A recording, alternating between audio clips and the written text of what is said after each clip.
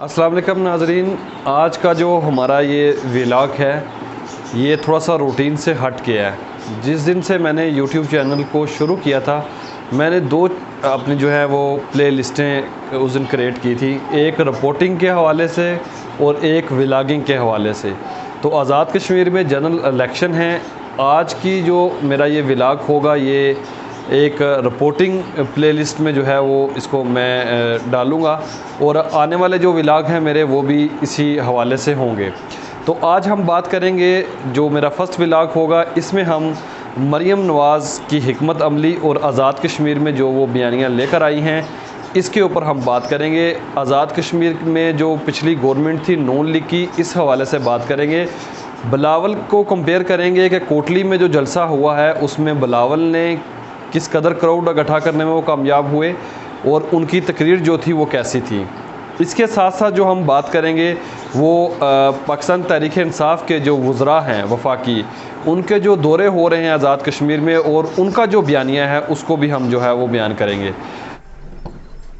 Viewers, जैसा कि आप जानते हैं कि 25 जुलाई को आज़ाद कश्मीर की जनरल इलेक्शन जो है वो होने जा रहे हैं और जनरल इलेक्शन के लिए जो है वो मुख्तलिफ़ सियासी पार्टियों ने अपनी अपनी जो सियासी मुहिम है उसका आगाज़ कर दिया है।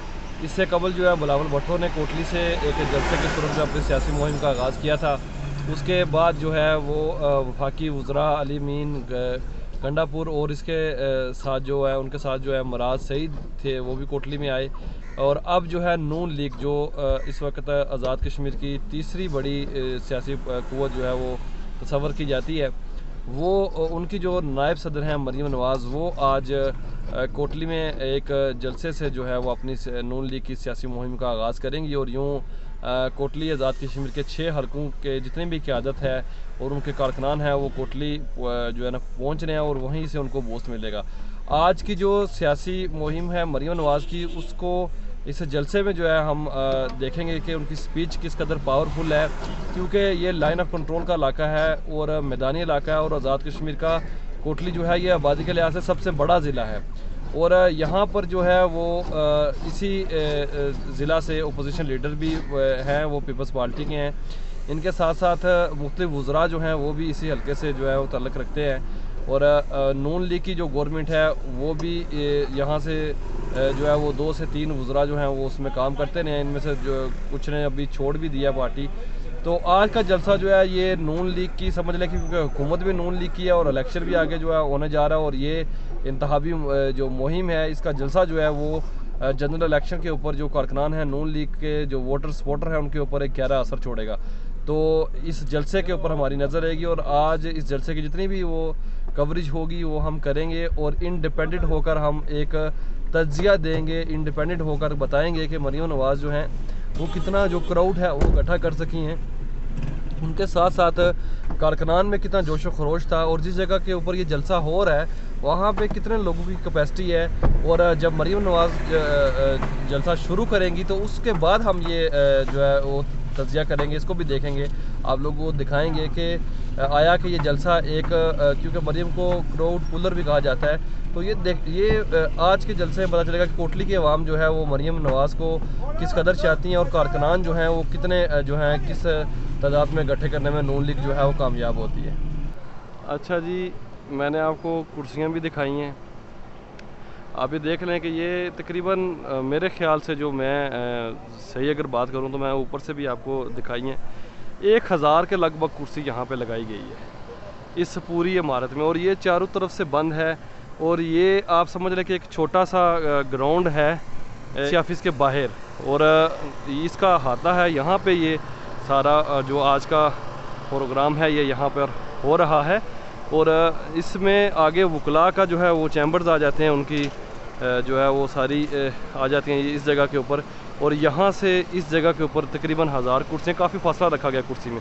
मैं आपको 2 कुर्सियों के दरमियान का जो फासला है वो दिखाने की कोशिश करता हूँ। ये देखें, ये 2 कुर्सियों के दरमियान में फासला है और यही जो तरतीब है ये तमाम रोज़ के अंदर इसी तरह से कुर्सियाँ लगाई गई हैं काफ़ी फासले के साथ। अब देखना ये है कि इन कुर्सियों पर जब मरीम नवाज़ साहिबा यहाँ पे ख़िताब करेंगी तो उसके बाद क्या जो है वो इस जो यहाँ पे जो क्राउड है वो किस तरह से मैनेज होगा, क्राउड यहाँ पे किस कदर होगा। अगर ये कुर्सियाँ भर जाती हैं तो और दाएं बाएं से भी अगर बंदे इकट्ठे हो जाए, क्योंकि इमारत के ऊपर आप चढ़ नहीं सकते, तमाम सरकारी इमारत हैं इस जगह के ऊपर, आप किसी भी इमारत के ऊपर चढ़ नहीं सकते। तो दफातर हैं सरकारी, ये इस चीज़ का तो सवाल ही नहीं पैदा होता कि आप के लिए दफातर खोले जाएँ। अगर खोल भी दिए जाए, क्योंकि यहाँ पे गवर्नमेंट की जो नून लीग की हुकूमत है आज़ाद कश्मीर में, तो वो बात की बात है। अगर इन छतों पे भी आवाम चढ़े, ये एसपी ऑफिस है, यहाँ तो नहीं को चढ़ने देगा, ये साथ में डीसी ऑफिस है, इसमें भी नामुमकिन सी बात है। तो ये सारा भी अगर भर जाए तो कम से कम 2-2.5 हज़ार बंदा जो है वो इकट्ठा हो जाएगा। 1000 कुर्सी लगा लें आप, और 1000 बंदा अगर दाएँ बाएँ आप कर लें, ये भी मैं बहुत ज़्यादा तादाद में बता रहा हूँ। तो ये है आज के जलसे की जो हिकमत अमली। अब देखना ये है कि मरीम साहिबा जब आएंगी तो उस वक्त क्या सूरत हाल होगी। ये अभी की तैयारियाँ मैं दिखा रहा हूँ आपको। मैं स्टेज दिखा देता हूँ। बिल्कुल इसी जगह पे बिलावल भुट्टो साहब का स्टेज लगाया गया था, लेकिन उसको शुरू वहाँ से किया गया था, और वहाँ से शुरू होता होता वो यहाँ तक इस खंबे तक जो है उसका अख्ताम किया गया था। इस कदर बड़ा स्टेज लगाया गया था, और नून लीग ने बिल्कुल छोटा सा जो है वो स्टेज लगाया है। इसके साथ मीडिया के लिए भी काफ़ी जगह छोड़ दी है, बहुत सारी जगह छोड़ दी है। जबकि आप कंपेयर करें बिलावल के पिछले जलसे की तरफ, तो यहाँ पे बहुत सारी कुर्सियाँ इस जगह पे लगाई थी, और जो लास्ट रो थी वो इस जगह के ऊपर आकर ख़त्म की गई थी, इस जगह पे।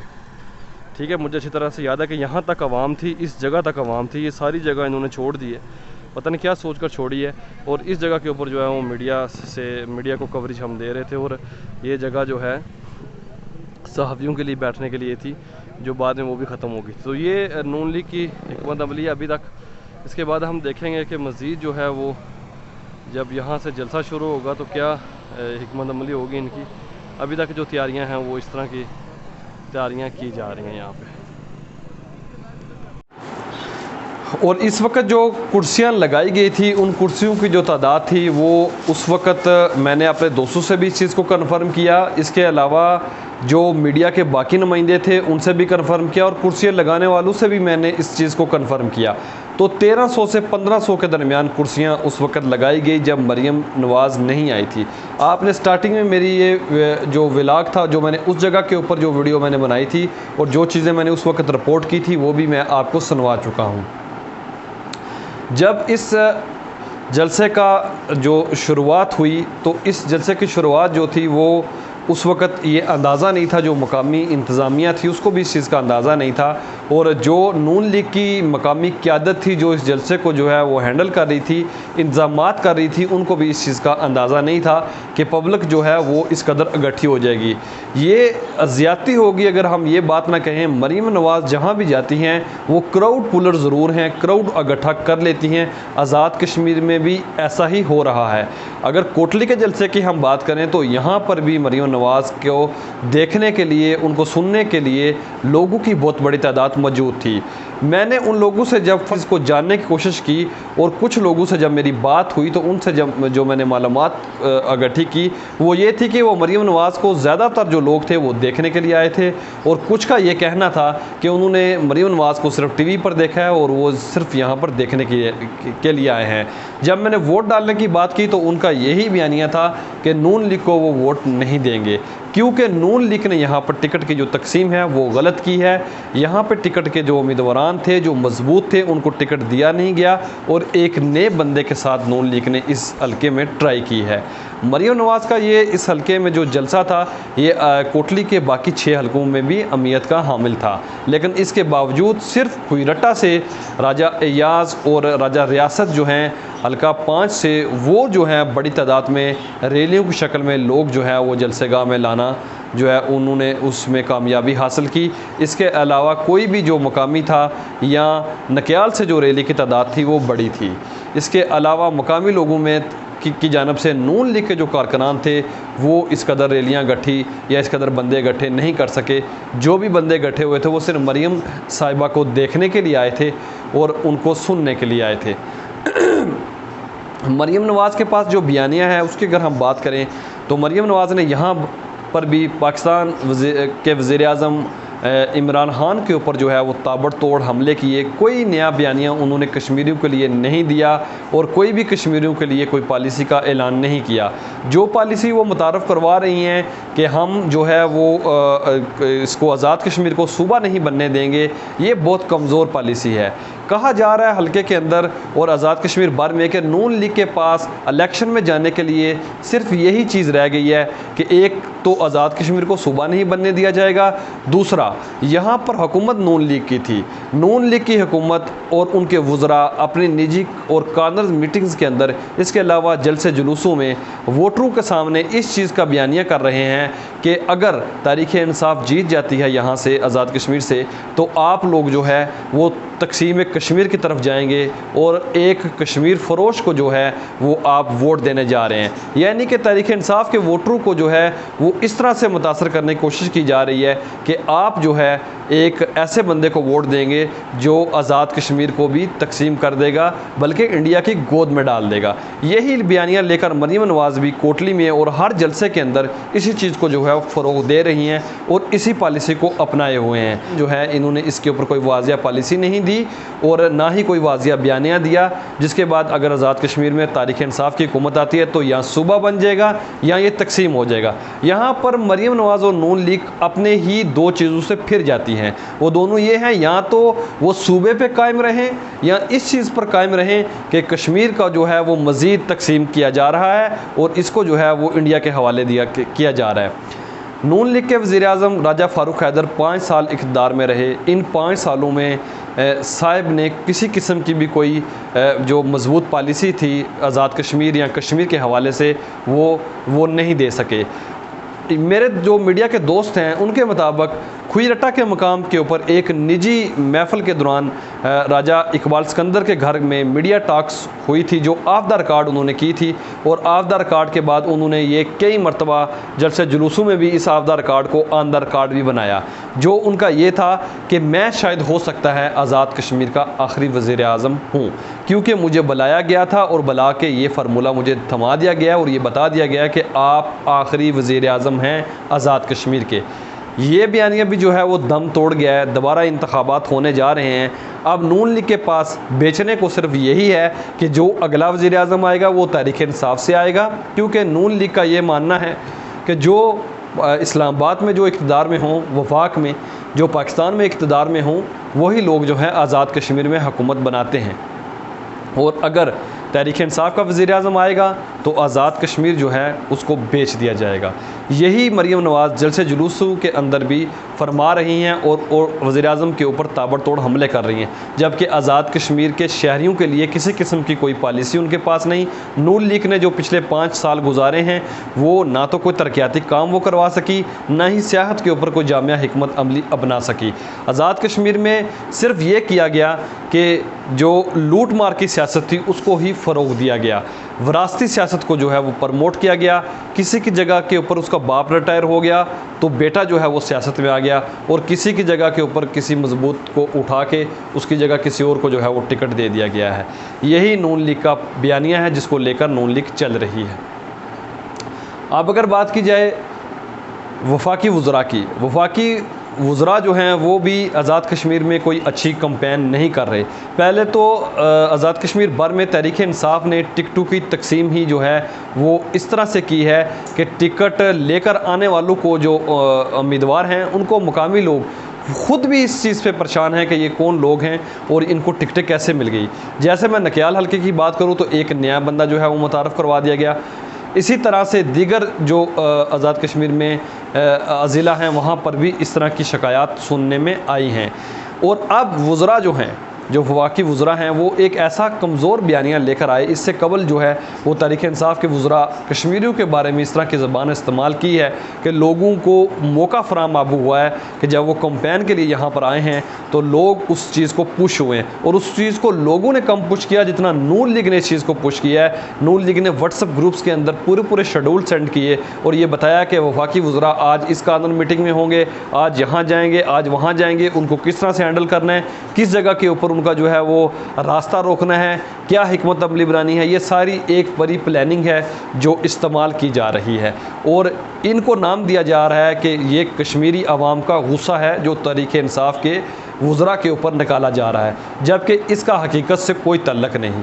ये जो हैं ये नून लीग के सपोर्टर हैं या मुख्तलिफ पार्टियों के सपोर्टर हैं। ये खालसन अगर आप कश्मीरी कहें कि कोई ऐसा कश्मीरी हो जो ना तो किसी इंतखाबात में हिस्सा ले रहा हो, ना इसका किसी पार्टी से तल्लक हो, तो ऐसी बात बिल्कुल गलत है। ये पार्टियों के लोग हैं जो कारकुनान हैं जो इस घाट में बैठे हुए हैं कि कब ये वफाकी वज़रा गुजरें और एक इंटरनेशनल लेवल के ऊपर या नेशनल लेवल के ऊपर एक ऐसी चीज़ रिपोर्ट हो कि वफाकी वज़रा को जो है वो इस तरह से जो है ट्रीट किया गया है।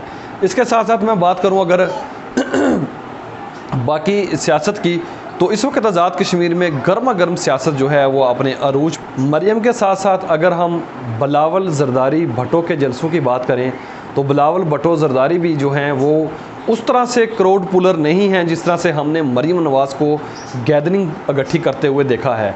हाँ, अगर दोनों की स्पीच की मैं बात करूं तो ज़मीन आसमान का फ़र्क है। बिलावल की स्पीच जो थी वो कश्मीरियों के लिए जानदार थी, उसमें कश्मीरियों की बात थी। उसमें अगर हम बात करें कि पाकिस्तान के वज़ीर-ए-आज़म को जो है वो कम टारगेट किया गया था और ज़्यादातर जो है वो कश्मीरियों की बात की गई थी, आज़ाद कश्मीर की बात की गई थी, जम्मू कश्मीर की बात की गई थी, यानी कि उनका बयानिया मजबूत था आज़ाद कश्मीर के शहरियों के लिए।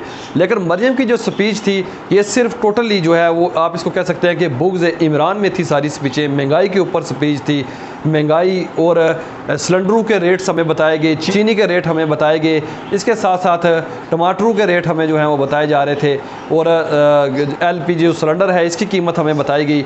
लेकिन जो जामिया बयानिया है जिसको एक लीडर की तकरीर कहते हैं, जिसको कश्मीरियों की खालसन तकरीर कहते हैं, मरियम नवाज़ वो तकरीर नहीं कर सकी।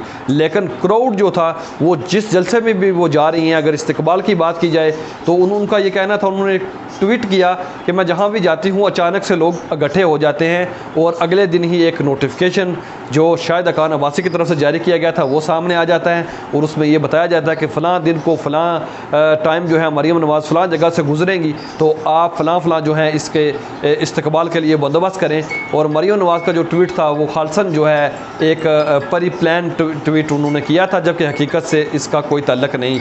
इसी तरह अगर हम बिलावल के जलसे की बात करें तो बिलावल जो है वो क्राउड मरियम नवाज़ जितना इकट्ठा करने में कामयाब तो नहीं हुए। कोटली की बात करूं, दीगर हलकों की बात करूं, लेकिन मरियम नवाज़ जो है वो क्राउड पुलर ज़रूर हैं। उन्होंने लोगों को जो है आज़ाद कश्मीर के शहरियों को इकट्ठा ज़रूर कर लिया था। लेकिन स्पीच दोनों की अगर हम कंपेयर करते हैं तो बिलावल की स्पीच जो इस वक्त हैं, जिन जलसों को मैंने स्पीच को सुना है, जिन जलसों की, उनमें बिलावल और मरियम का अगर हम कंपेयर करें तो बिलावल की स्पीच जो थी वो पावरफुल थी, कश्मीरियों की स्पीच थी और उसमें जो है वो थोड़ी सी हमें जान नज़र आई।